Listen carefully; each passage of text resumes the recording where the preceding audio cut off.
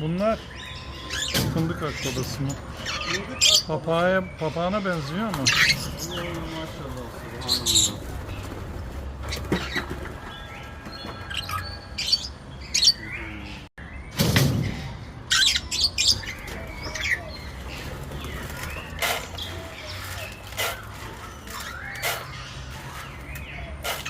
Fındık akbabası.